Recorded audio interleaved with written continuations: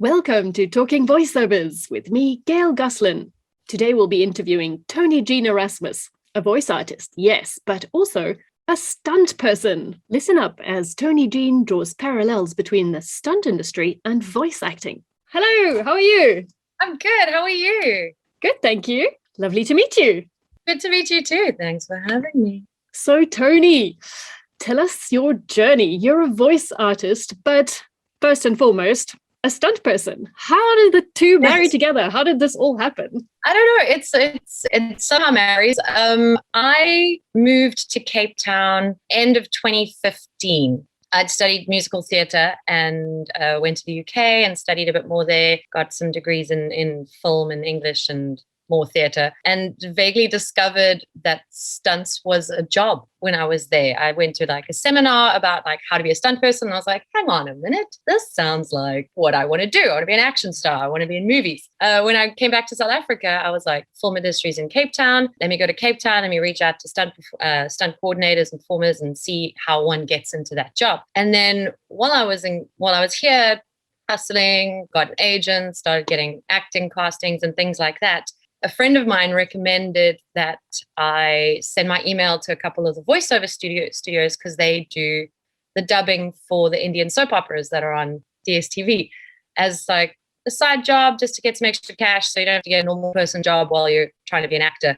So I started doing that and I started becoming a little bit obsessed and I fell in love with the studio and doing voices and trying to match the characters and that thing. And weirdly enough, at around that same time, my brother recommended me a YouTube channel called Critical Role, which is a bunch of international voice actors playing Dungeons and Dragons. And I started watching this and I was just so amazed by their performances and their acting. And I started Googling them and I started really looking into what being a voice actor is and what they do and the dubbing for the animes and the voice actors for computer games and animation and stuff like that. And I started just getting super obsessed with how that works and what a person can do to do a good performance and stuff. So it evolved from there that I just started applying that to the dubbing that I was doing. And then the studio started getting different shows, some got cartoons and things like that. And I could apply that to that. And that's kind of how that happened. And then I'm in Cape Town, I'm an actor. So you do everything. So acting, stunts, voice acting, theater, anything that comes at me. So yeah, that's kind of how I am where I am today. Do you ever play action heroes in your dubbing voiceovers? I did once. It's the best. It was one Bollywood movie where this chick was a like super spy and I got to do all her fight scenes. So weirdly enough, it kind of actually matches because when you're doing a fight scene in stunts, you've got to vocalize to let the other person know where you are or just to act, when you get hit, you're like, and that kind of thing. And so when I had to dub it, I could watch the fight and kind of see where it was going and instinctually react as if I was doing the fight. And, she hits the ground and you're like, so it got to be so much fun to marry those two sides of the job. Yeah, right. So you really know where those sounds come from and how to do them because you do them in real life. That's pretty cool. It's the best. What did you do during the pandemic? Did you manage to get voiceover jobs and stunt performing? Weirdly enough, when the pandemic started, obviously everyone was locked down for the first 4 weeks. So it was just kind of stuck in my flat. But obviously it's a bit safer because you're in separate studios and separate spaces. You're less likely to actually physically come into contact with anyone and the spaces can be sanitized really well. After that kind of first month, a couple of the dubbing studios that I work at started working. And so that became my primary income for the first while to kind of do that. And then obviously, I'd probably say about like a year and a half, 2 years before the pandemic hit, I built my own kind of recording booth sound studio in my flat and started kind of doing some online stuff, some audiobook things.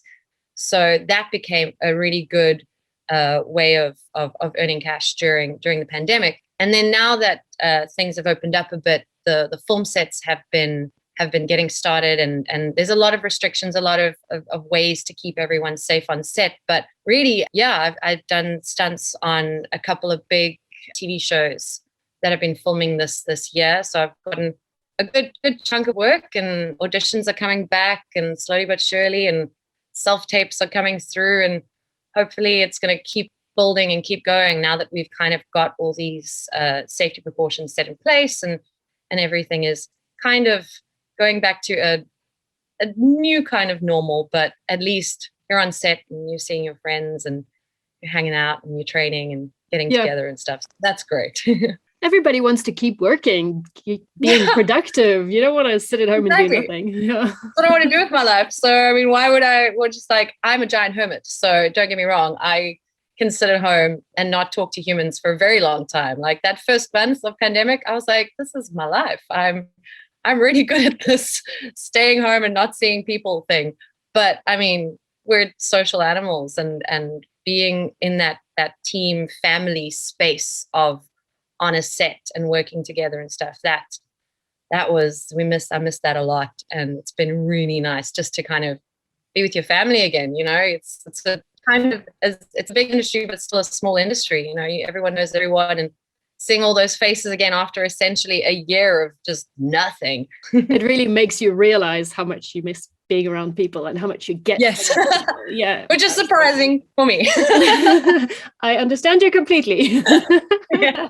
When you were at home, you had your home studio. What does it look like? What is your equipment? I was in my old flat. I'd paneled up a corner of my of one of my rooms, that it was essentially, I had panels behind me and inside of me, and then I had a on wheels moving kind of like fold out, like, you know, those concertina fold out, but made out of sound panels that I built myself.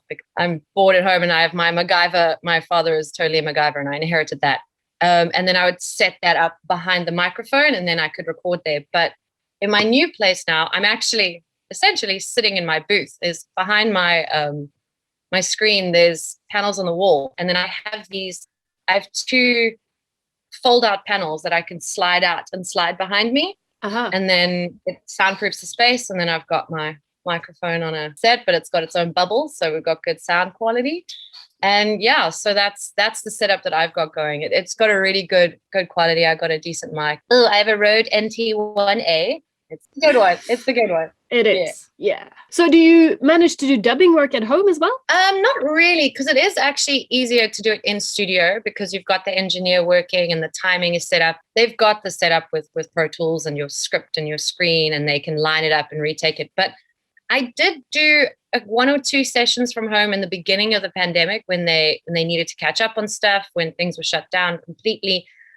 So I did get to, and that was quite interesting and fun, because then I've got to set up my own self of like split screens of the character talking and the script, and then time it, and then like play, switch screens, record, find it, play it back to see if it syncs. Yeah.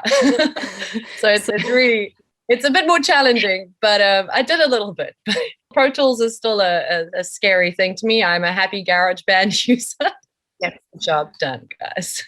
Don't discourage them. Whatever it is.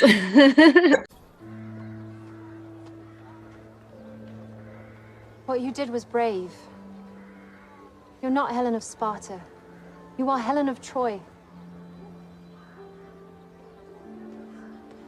So what works might we have heard you in or seen you in? I mean, the majority of stuff is Indian soap opera dubbing. Like the dubbing is a lot of things. So if you're on DSTV and you check out Star Life or Z World, you will hear me as a lot of people from the old grannies who wander around trying to control everyone's lives to a lot of the 5-year-old boys. I have a lot of the kids. That is, so 90% of the time, if you see a child on a Indian soap opera, it's me going, "Come on, guys, we're gonna do something cool." So it's yeah. So those are a lot. We've been doing a lot of movies recently, Bollywood movies that are kind of coming on as well. I did one advert for radio that was quite cool. I think it was on a local radio about like repurchasing cars. It's like, we won't buy that car. We're gonna get this for you. So that was like my one radio thing.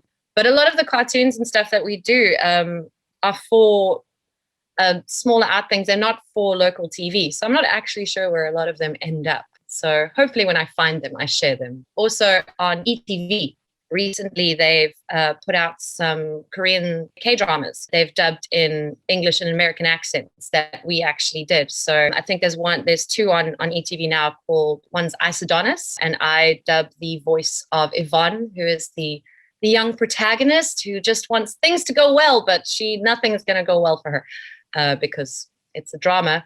And then the newer one called Two Women's Room, where I actually switcherooed and I play the bad guy. And that has been the best. Hannah, she just wants to rule the world and destroy everything. And she's a little bit crazy, but so much fun to dub. So yeah, those two on ETV, you can hear my voice. I absolutely love it. I mean, I love performing. I mean, it's all I've ever wanted to do. I mean, I started musical theater. I love using my voice. I love making characters. And I think the joy of something like dubbing is that you get to embody so many different things. I mean, like I've dubbed 5-year-old boys. So I mean, like I'm not that. And like old women and stuff like that. So I can really have fun with that. And then I get super sucked into the stories because it's like soap operas are not my jam. But after about like 3 recording sessions, I'm like, oh, did he do that to Prachi? How dare he? And I get way too invested. And but if you don't have fun, it's 3 hours in a recording booth if you're going, ugh. So you've got to embrace the crazy and enjoy the over-the-top storylines. And then hopefully you get to do a cool little cartoon or something like that in the middle. But one mustn't forget that you've actually put in a lot of training to get where you are. You didn't just get into it, boom. So exactly, a lot of work. And I think, it's a lot of practice. And I mean, we don't have in South Africa, we don't have like a place where you can learn voice acting and stuff. So it's a lot of looking, researching, finding people who are better than you. And like I say, that's when I watched that Critical Role with all the international voice actors. And so you Google them and you see like, how do they work in the booth? How does their system work? Like, how does Funimation dub anime? Like, what is their process? And how can I raise my game so that we can start doing quality like that? Because, really bad voice acting shows and it ruins the show and stuff. And a lot of people do like to watch a dub and can't read fast or aren't comfortable reading, or it's not their first language. And they need to hear it in English to make it enjoyable for them. And even if it's a show that you might not really watch, there's people out there who absolutely love these shows and love these characters. And so you just got to put a little bit of care in and make it something entertaining for the people out there and better yourself. And I try to find new voices and accent work and practice things like that. And time in the booth is also what teaches you to be better. You're hearing yourself, you're playing it back, you're learning how to adjust your micro technique. You're learning how they write the game. You're learning how to match voices, to match lip flaps, to time it better, and to match the emotion of the people on the screen as best you can to make it. So it's a lot of practice and a lot of just researching the internationals who do it so much better. If you Google some of the Japanese voice actors that are doing the original anime stuff, they do a lot of live performances where they do the dub with the screen behind them as is. And just to watch their performances and the energy they put in, because it's just a little bit more energy than you would in straight acting, because you've just got to raise that a little bit for just hearing the voice to see how they do that and to try and match their energy and their creation and stuff. That's the best way to learn. That's interesting, actually. I've never watched any of those. Do you have any names that you can recommend that we can put on the screen below? There's an anime called Attack on Titan. And if you YouTube Attack on Titan live voice acting, there's a lot of clips of them like hitting moments where you just can see them performing and see how it matches. But I'd recommend check out any of the Attack on Titan live voice acting moments. That is insane. It's so good. That's amazing. Definitely will check that out. Thanks. Yeah. If you're enjoying this interview, give us a thumbs up. So do you take stunt lessons from YouTube as well? Don't try this at home. I think that's the safest bet. When I was in the UK, I started taking Kung Fu at university because it's something I'd always wanted to do. That's where I kind of started my kind of physical martial arts style training. And then I did a couple of workshops there too in film action and film fighting and how to play to camera, how to choreograph a fight so that it looks good on film, how to react, how to use weapons, swords, guns, that kind of thing. And now that I'm back in South Africa, I mean, we've got a couple of places that people can go and train. Like there's in Maitland, there's iStunt Academy, and they do a lot of really good introductory courses of people looking into maybe getting to some action extra work, to starting out and just kind of seeing what the space looks like. Other than that, I think for us in the stunt industry here, it's finding the places, finding the people and training with them, and finding the skills that you can use as a stunt performer. So like I started doing Brazilian Jiu-Jitsu. I keep up on my Kung Fu. If ever there's a fight workshop or things like that, I'll sign up for things like that. Or I essentially manhandle all my friends who do parkour and gymnastics and acrobatics. And I say, let's get together, teach me how to do a backflip, teach me how to do an aerial. And then you just pick their brains and you go and you train as much as you can. And you, like I say, you try to do things that you can adapt. So you do trampolining so that you can have aerial awareness, so that if you have to go flying on a wire, you know where you are in the world when you're spinning around. Then you do as many different fight styles as you can, because you get chucked in a movie and they say, okay, cool, this person's a boxer, but that person does Muay Thai. So those are like completely different styles of fighting. And how can you adjust and adapt and at least portray the style as authentically as possible, even if it's not one that you've trained your whole life, that you can perform it to look like you know the style well, and things like that. So yeah, it's keeping fit and finding every little place that you can train to find skills that you could use as a stunt. And while you're doing those workshops and training, you also meet people, and so grow your network, enable you to get 100%. More jobs. Exactly. I think the first, when I first moved to Cape Town and I decided to start Brazilian Jiu-Jitsu, I looked up on Instagram where a lot of the stunt performers in Cape Town were training. And I was like, I'm going to go train there.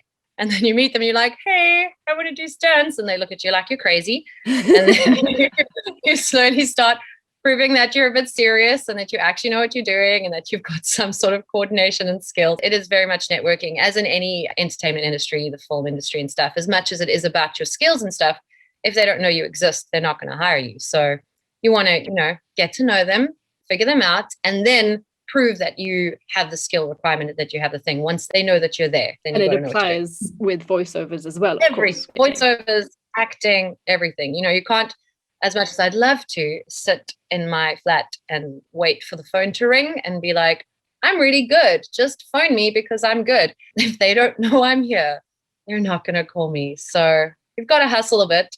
You've got to put it out there, post on Instagram, You're like, hey guys, I'm working. It's all part of the fun. Yes, it is. It's all part of the training, actually. Just post the training videos. It's okay. Oh my gosh, he's kicking. Oh, wait. He's kicking. Feel it. What? Feel it right there. I want to feel. There. I believe you've been in a few big movies. Tell us about them. Well, I mean, stunts wise, I've done, I think my first ever stunt job was when I moved here. I got a couple of days on Dominion season 2, being a random hench person looking aggressive with a weapon. I think that was like my test round of like, will she look like an idiot on a set? Can we trust her with a weapon? And I proved my way. And then I went on to, I did a couple of days on the Resident Evil 6 movie, where I got my first proper stunt gag, which was a zombie getting shot in the face. And we did it as a dead stop, which is essentially you're wearing a harness and you have a wire attached to your back that's attached to a wall. And then you run away from it as fast as you can until it stops you and you go, bam. And it looks like you got shot with a very large weapon. So that's where I started out. Recently, as an actor, I got to be in Kissing Booth 2 and 3 as a university lecturer that has a nice little moment with the main character, and she ends up coming to my university. Spoilers, but I think it's been out on Netflix for a while, so there. And a lot of them haven't come out yet. Well,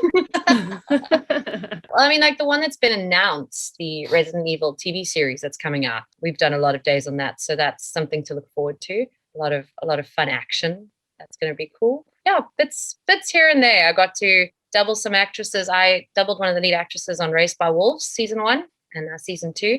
So yeah, you can do a lot of mix and match. So stunts, doubling, acting, everything all over the place, bits and pieces. Yeah. Look, my IMDb, I've forgotten what I've been. We'll Google Toni Jean Erasmus. Google me. Oh no, I don't know what pops up if you just Google me. Where else can people find you if they want to look you up? Instagram. Instagram is my hustle, man. That's the best place. It's all random. It's all fun. Okay, we'll put your tag there on the side. What advice would you give to somebody who's starting out in the world of stunts or voiceovers or both? Say stunts, I would say, actually for both, is don't expect to be full-time working. That's all you can do in the first year of it. But I think that goes for acting, for stunts, for voice acting.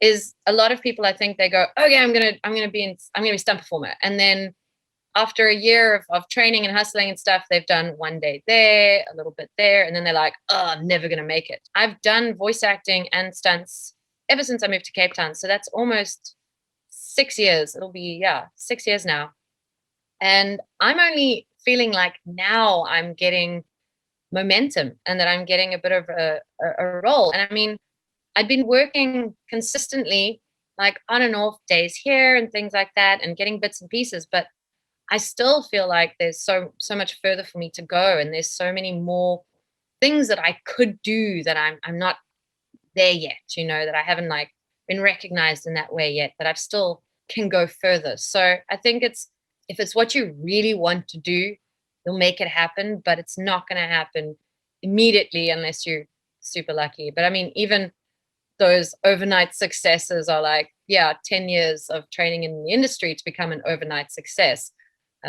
People don't really look at what went behind that. And so I do think is if it's what you really want to do, you've got to buckle down. And I wouldn't be able to survive on just one thing. They kind of balance each other out. When stunts gets a bit quiet, voiceover picks up, vice versa. Then I get an acting job here. I get a nice payout for something big there. And it's really, that's the one thing is you've got to be smart with your time and never stop learning. That's also, I think, in both. Never stop learning. You don't get your first job and you're like, I've made it. I'm a professional. I'm a great voice actor. I mean, there's voices I've discovered that I couldn't do 2 years ago that I've got now, that, accents can always improve. You can learn new accents. You can change up, you can practice, you can mix voices. Like, I think when I first started, I had like a little girl voice, but I could only do it with an American accent because I was copying it off cartoons. And then I had to adjust it to an Indian soap opera, which we dub in South African accents. And so now you've got to like find where the placement is and adjust it and stuff like that. So you can always practice and find and learn and work and get better. And I think you'll keep learning until the day you drop dead on a film set or on a stage, hopefully working forever. So it's really, it's don't rush, but also don't get complacent as well, And my go-to, and my friends have always heard me say this, is my kind of thing I live by, is just care. Is no matter what job you do, no matter what thing you're doing, even if it's a one-liner or a really low-budget indie movie, or you're dubbing some random show that no one's ever going to see, you've got to care about what you're putting out there and the things that you're portraying and how you present yourself as a professional. And if you can just care about your job and what you're doing and the quality of the work that you're putting out there, then you can only do good for yourself, and then people will accept it or not accept it, and that's their problem, not yours. So just care. Fabulous advice. Yes.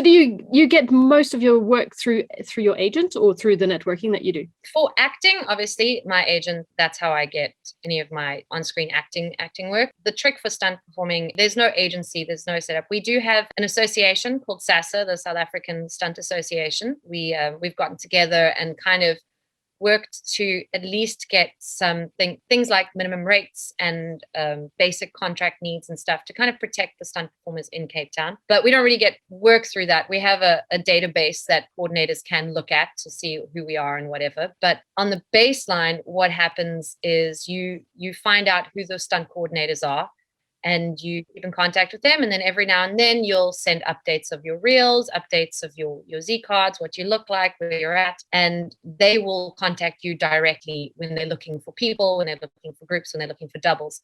So that for stunts, it's keep in contact with the coordinators and make sure they're aware of you and make sure that they know where you're at in your training, in your look, if your hair changes, if your body shape changes, things like that. Because if you're doubling people, you need to look like the actors. For voice acting, I work directly through the dubbing studios. So I've let them know who I am, and they contact me directly when they need voices and stuff. So keeping that network there directly is the way to get dubbing work. I do have a voiceover agent, but it's tricky. Voice acting work in South Africa for me, the style of my voice and what is used in advertising.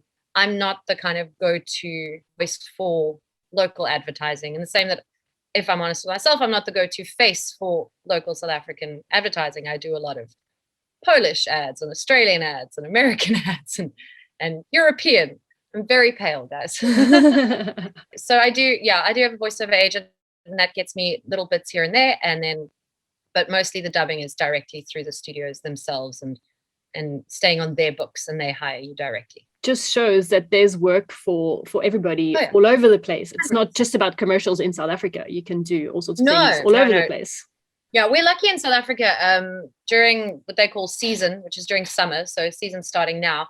A lot of international adverts do come to Cape Town. It has everything. I mean, go to Atlantis Dunes and you film in the desert, and then you go across to like the mountain and you're in the forests, and you've got all the spaces that they need. And obviously it's more cost effective internationally for them to come here. So yeah, we get a lot of international ads that come through, and the same with acting and stunts. A lot of international productions come here, not only because it is cost effective for them, but because it's really quality of our crew and our performers and stuff is just of its international level. I think heard so many people being interviewed and spoken of and stuff that the internationals that come here are just so impressed with everyone on our set, not just our stunt performers and our actors and stuff, but like the crew on the floor. Is the quality that we bring is really solid. I mean, and you can see it in the movies that are filmed here. And when I tell some of my friends like, oh, that's filmed in Cape Town, they're like, what? No, really? They didn't know that. We got it going, man. We got it going. We've got a good industry here.